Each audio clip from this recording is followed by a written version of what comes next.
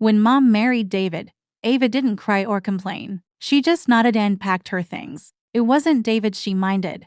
It was the idea of suddenly having a stepbrother, someone she was expected to live with, someone who wasn't family but now sort of was. Julian was quiet, too quiet. He played guitar behind closed doors and barely looked at her at dinner. She figured they were the same, keeping distance because it was easier than pretending to be close. For nearly a year, that's all they were, roommates with the same last name. Until the storm. The power went out just after 10 p.m. She was in the living room, lighting candles, not because she was scared, but because storms always made her feel weirdly alive. The thunder outside rolled like a heartbeat she couldn't control. That's when she heard him. "You're up too?" Julian's voice was softer than she expected. She turned and saw him in the doorway, holding a flashlight and wearing an old hoodie. Hair messy, sleepy, unfiltered, human. "I don't like the dark," she said.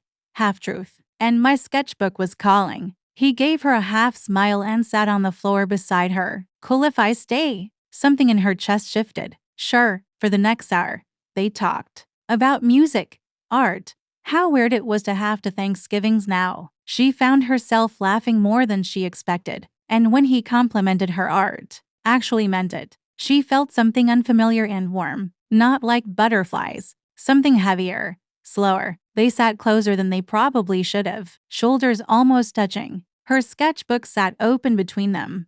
Forgotten. He looked at her like she was a real person, not a step anything. And for the first time, she wondered, what if this wasn't wrong? What if it was just unexpected? Later that night, lying in bed, the storm still rumbling outside, she stared at the ceiling and whispered to herself, "You're falling for him." And she wasn't scared. She just didn't know what that meant. Not yet.